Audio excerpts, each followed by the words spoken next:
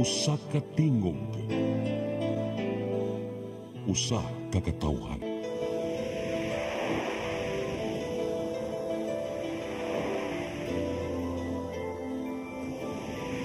Cebu Catholic Television Network.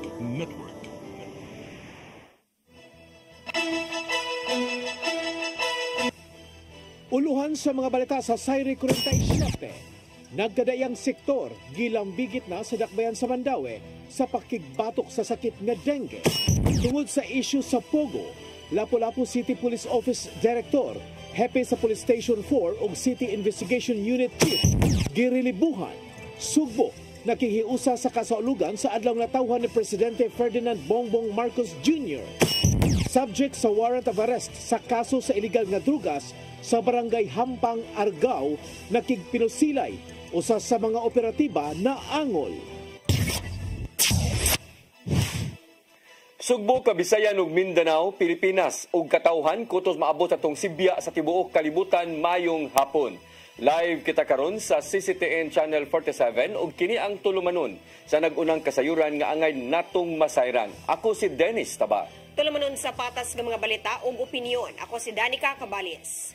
Kini ang Sayri 47.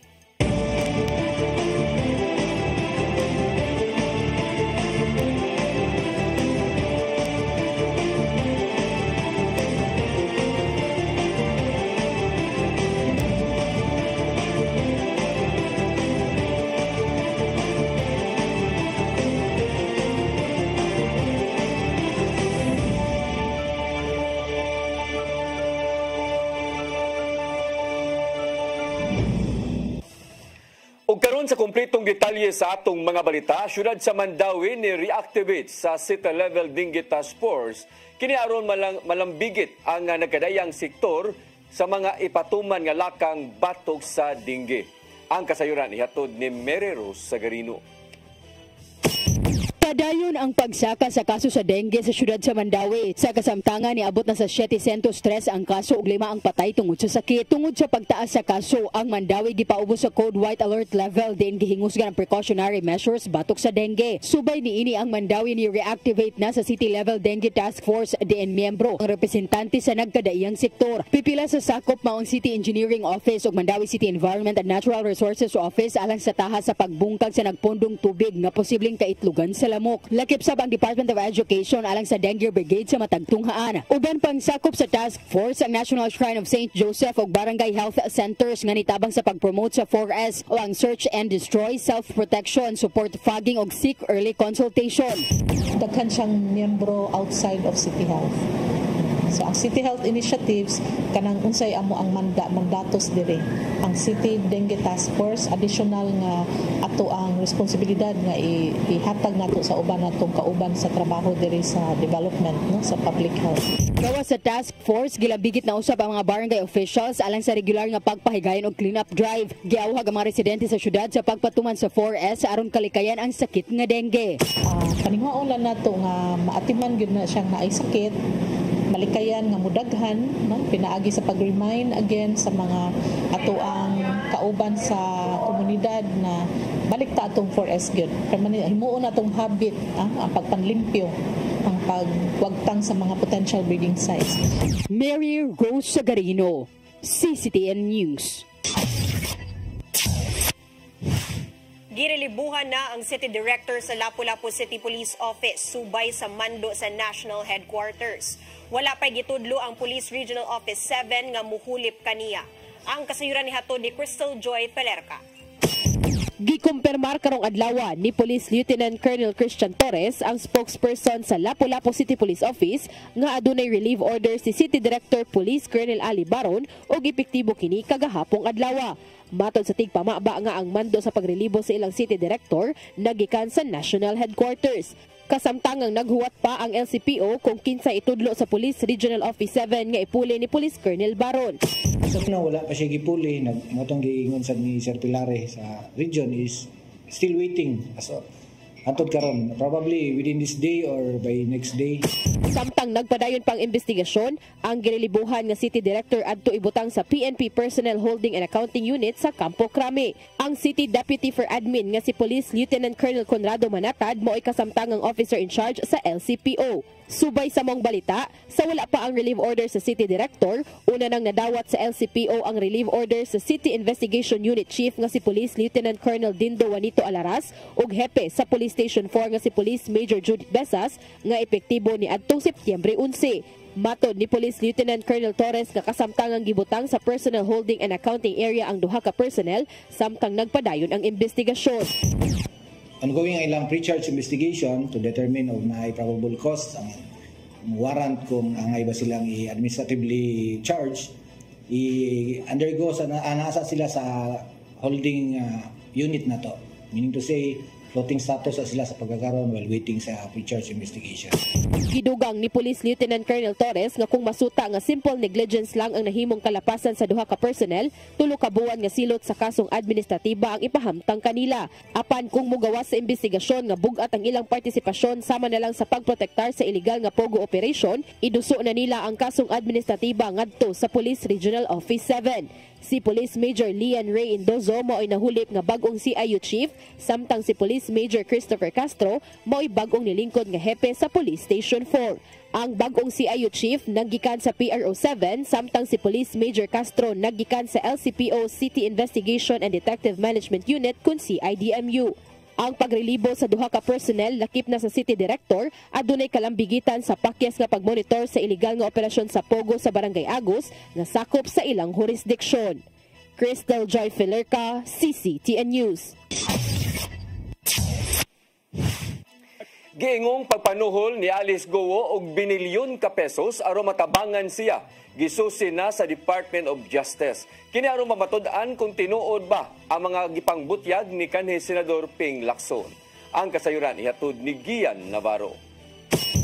Gisusi na sa Department of Justice ang mga pasangil bahin sa gingong pagpanuhol ni dismiss Bamban Tarlac Mayor Alice Guo ngadto sa kinsang mutabang kaniya.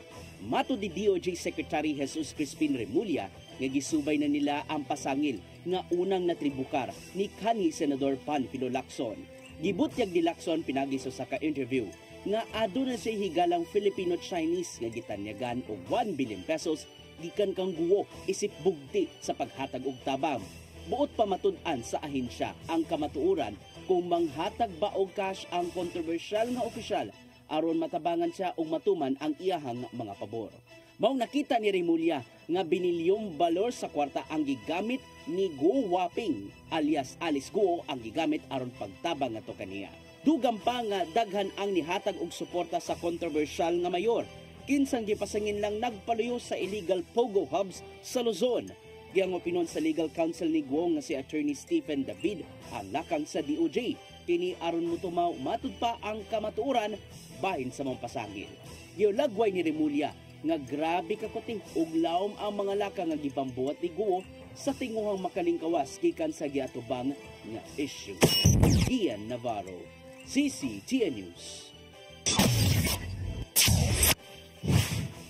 Gisusi karon sa Department of Interior and Local Government si Lapu-Lapu City Mayor Junior Dahong Chan ug mga opisyal sa Dakbayan. Kini aron pagsuta kung adunay kalambigitan sa iligal nga operasyon sa Pogo sa Tourist Garden Hotel sa Barangay Agus. Pagsanong na usab kini sa mando ni DILG Secretary Benhur Abalos. Pinaagi siyang gi-issue nga memo ni adtong Setyembre 4. Upat ka adlaw sukad gironda ang hotel. 5 ka mga individual gikan sa kauluhan ang gipadala aron moimbestigar sa kaso. Ang Pangulo sa Public Information Office nga si Mark Anthony Bautista nagkanayon nga andam ang mayor o mga opisyales nga muhatag sa ilang kooperasyon sa maong investigasyon. So basically, the task force is already in place naman and the investigation is underway. So the city government is also conducting its own investigation. So basically, the city government also will cooperate to the investigation. Buot gyud ni Cebu City Acting Mayor Raymond Alvin Garcia nga pasakaan og kaso ang 5 nga nakuhaan og video nga nanguot sud sa Basilica. Kapulisan ipang-deploy sod sa mga pampublikong dapit. Ang kasayuran ihatod ni Sherissa Mayoy. Gimanduan ni Cebu City Acting Mayor Alvin Garcia ang kapulisan sa Cebu City Police Office nga mas bahugtan pa ang seguridad sa pampublikong lugar sa Sugbo. Inisubay sa natabong pag-viral sa lakduhan nga pagpanguot sa 5 ka individual sulod mismo sa lagkutanan sa Basilica Menor del Santo Niño. Matod ni Garcia nga gawa sa pagpakatap o kapulisan sa kadalanan, bot niya nga adunay mga pulis sulod mismo sa malls, simbahan, suryanan ug uban pa nga dapit nga adunay daghang tawo. I believe madipay naman ko sa ilang police visibility, and you have seen that all around already in Cebu City nga atong mga patrol cars nga 8 ka buok are really going around at sige na og tuyo kang ilang mga wangwang. So I think we should also put emphasis on public places, not only on the streets and the roads, but also public places of worship, malls, etc. Samtang bisan mamana nga nailan na ang 5 ka tawo, buot ni Garcia nga mapasakaan gyud og kaso ug mapasmahugtan pa ang seguridad sa kapulisan sa kadalanan. Ilabi na nga nagsinangabot na ang panahon sa Kapaskuhan o kapistahan ni Senyor Santo Niño. Ako manduan si Colonel Cañete to immediately give me a report and to file the necessary cases against these individuals. That's something that we have to look into also. But rest assured, magsurya mi ni Colonel Cañete over the weekend. I will talk about killing petty crimes. Sherissa Mayoy, CCTN News.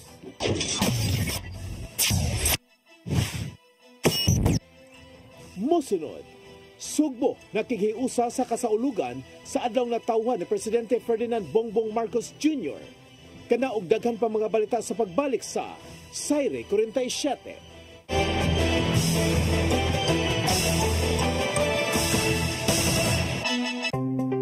Discover the beauty of the Philippines.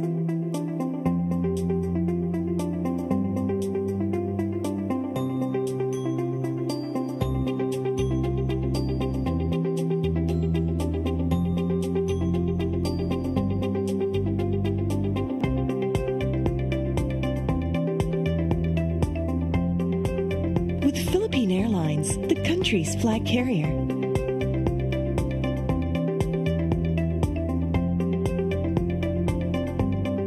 The airline that lets you feel the warmth of the nation.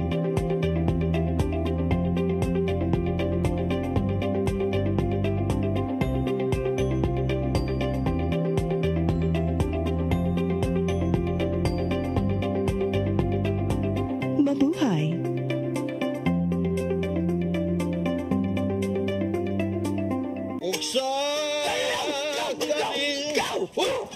Ang samang kang tambulakan, kalit nag-abot. Nalandigan ni ron. Gitara ko nga gamay, gamay kaayo. Gitara ko nga dako, gamay kaayo. Dailing! Sa man ang utangan nga naam na si mong luyo dito. Upamanggoy siya na ikatubang ni mo Dailing kay... Tarong mo? Nganong imam kong i-apel ni Dailing ha? Huwag man ko'y labot. Kini panil nga! Kini!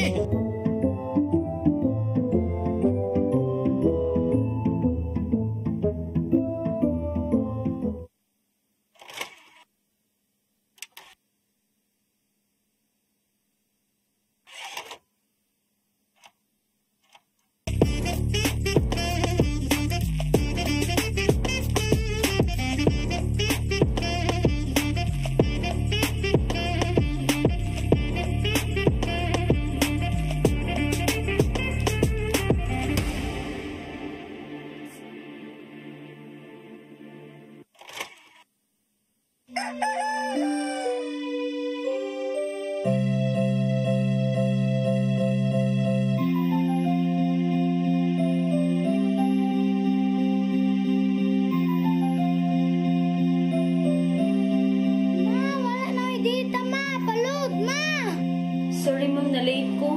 Nangita pa mong para internet sa kong anak ma'am. Ay, wala na yung problema. Pag-Sinisibu!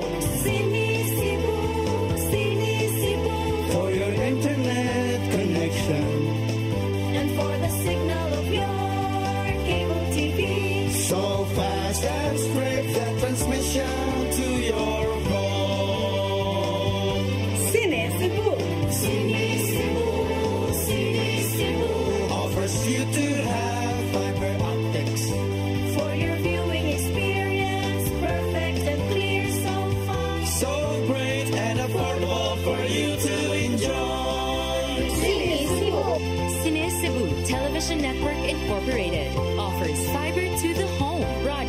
Internet, bundled with fiber to the home, cable TV connection.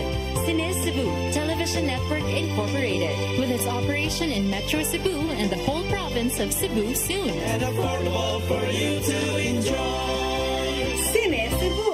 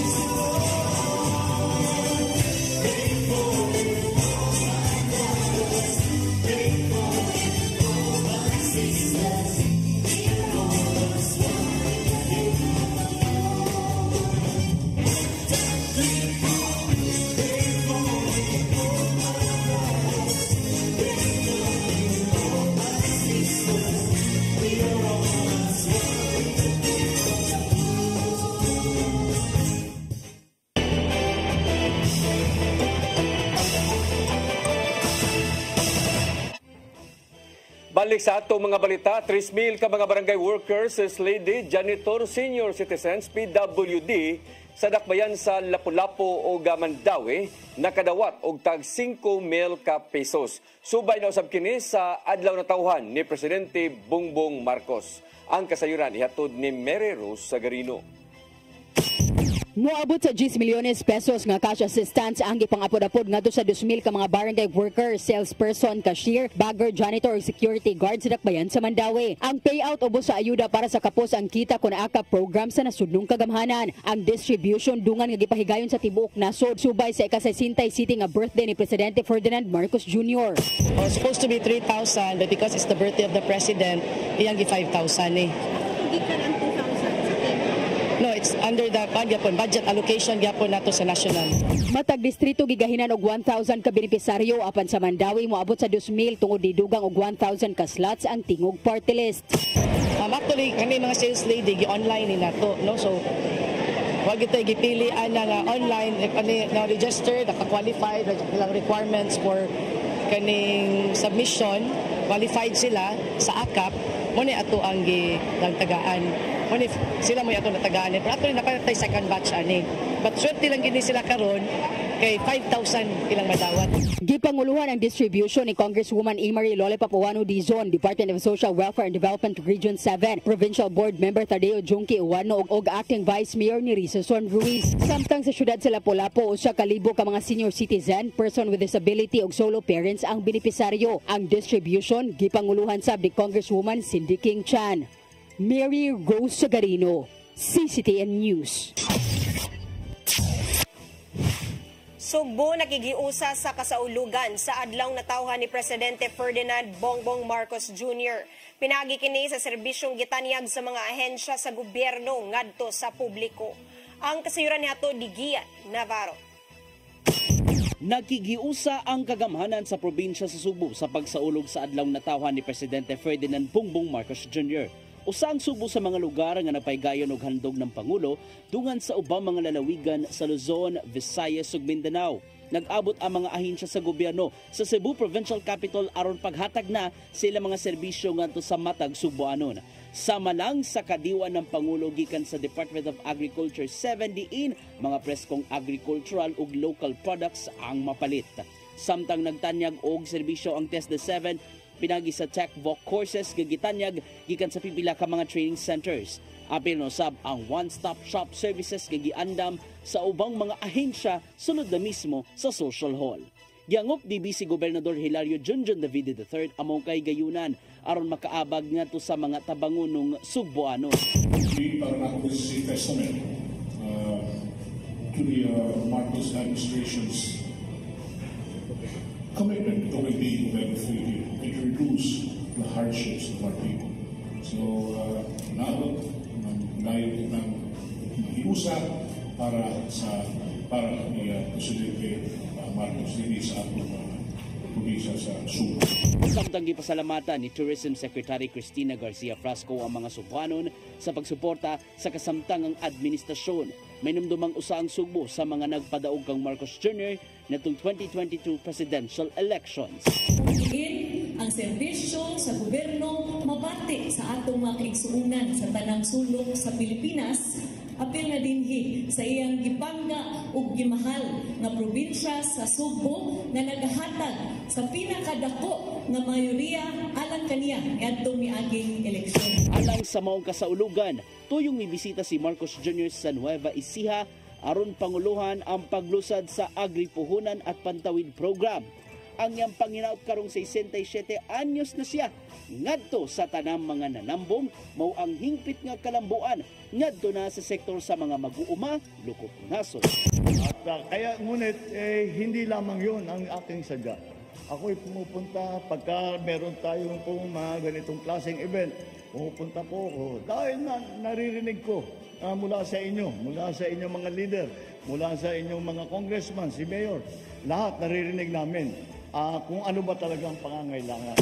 Usab sa mong kalihukan ang pagpanghatag og ayuda ngadto sa pinili mga beneficiaries gikan sa managlahing ahensya sa gobyerno.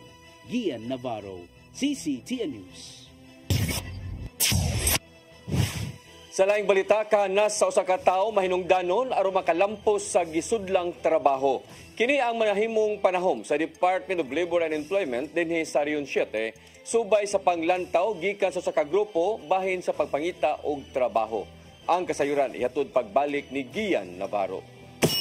Nahimong sumsuman sa social media ang hisgutanan kung mas kinanglanon pa ba ang skills kung kahanas sa trabaho inaytan-aon ang diploma aron makasulod sa trabaho. Ning si Manaha nakita sa Philippine Business for Education nga kinananglantawon sa mga employers ang kapasidad sa mga aplikante imbes nga tan-awon ang naangkong grado nitong college. Sadyang nagpakisayod ang CCTN News team ngadto sa mga aplikante ato sa local jobs fair sa Department of Labor and Employment 7, nakita nila nga mas maayong ibalanse ang managlahing aspeto.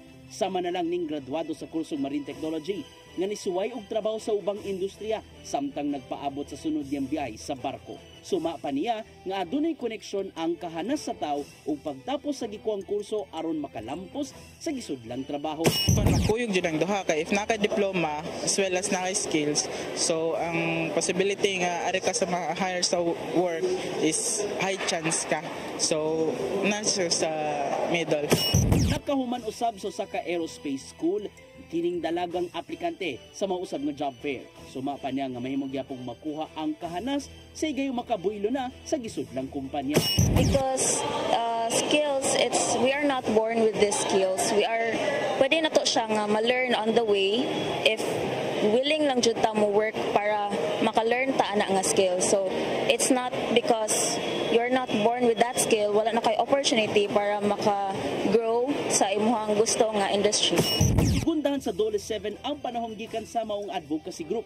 Sanglit gilantaw man sa mga employer ang naangkong kahanas sa matag aplikante nga nakabutang usab silang resume. Kung gi-require sa usa ka kanang employer nga naagad sila skills, dapat pod nilang mapakita kun pangitaon sa usa ka employer kay mao man na ang paagi nga mo match siya sa iyahang gi-applyan.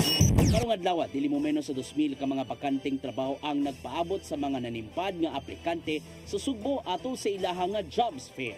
Dungan ninon kining gipahigayon sa ubang bahin sa Central Visayas isip kabahin sa kalihukang handog ng Pangulo. Local job fair.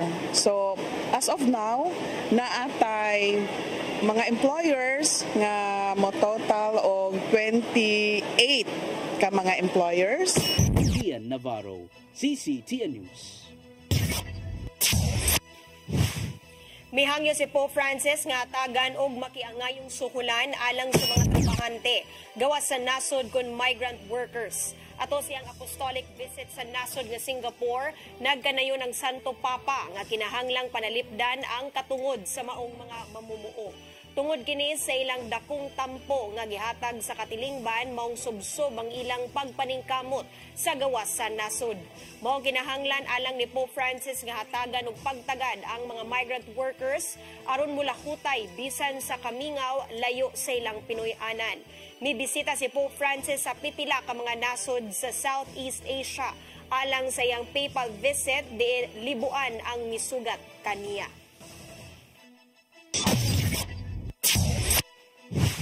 Hingusgan sa Land Transportation Office kon LTO7 ang kampanya batok sa kulurong ng mga sakyanan dinhi sa Central Visayas. May pasaka og kaso ang ahensya batok sa usa ka driver nga rehistradong tag-iya og sakyanan og usa ka kompanya.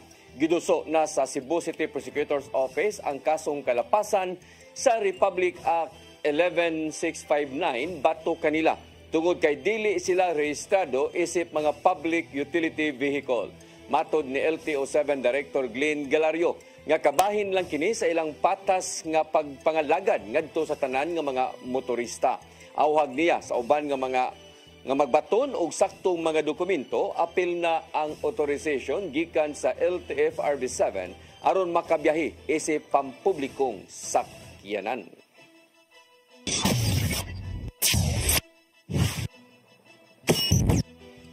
Mosunod.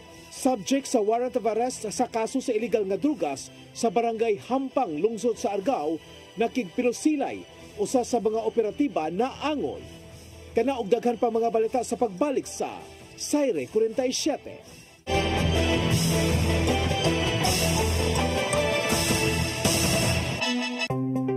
Discover the beauty of the Philippines.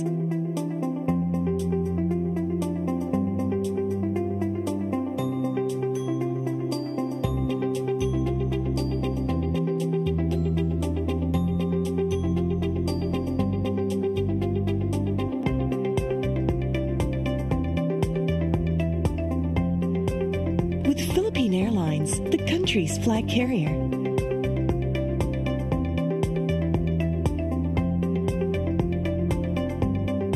The airline that lets you feel the warmth of the nation.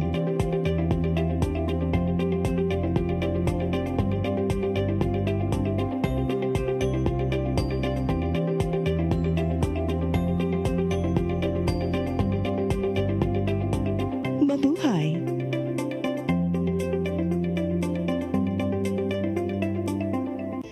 Come October 4, 5, and 6, another gathering will be held in Cebu City, the first National Charis Conference, which is open to all charismatic communities, realities, and expressions.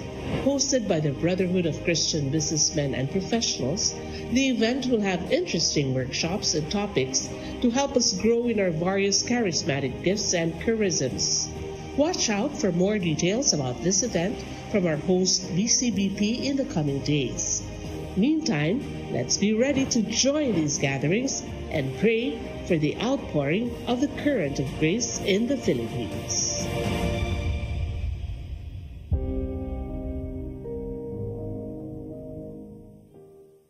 Migo George! Oh, ako?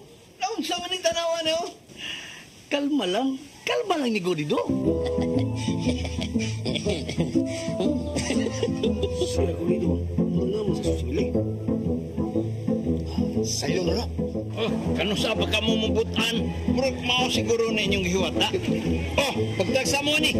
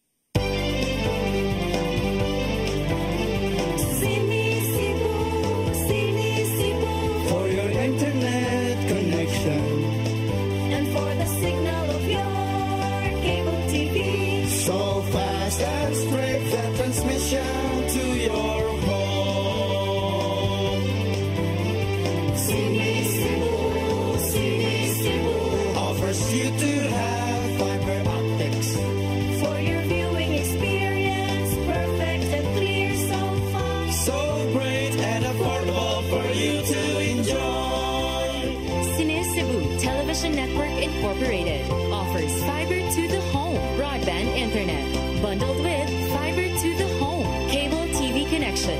Sinis Cebu Television Network Incorporated with its operation in Metro Cebu and the whole province of Cebu soon. Sinis Cebu, for your internet connection and for the signal of your cable TV. So fast and straight the transmission to your home.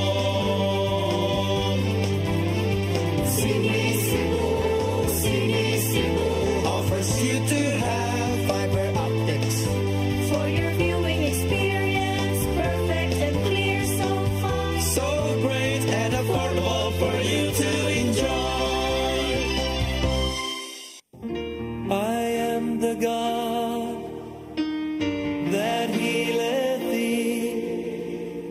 I am the Lord, your healer.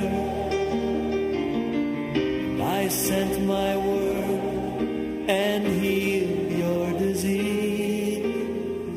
I am the Lord, your healer. I am the God that healeth thee. I am the Lord, your healer. I sent my word and healed your disease. I am the Lord, your healer. I am the God that healeth thee. I am the Lord, your healer. I sent my word and healed your disease. I am the Lord, your healer. I am the God that healeth thee. I am the Lord, your healer.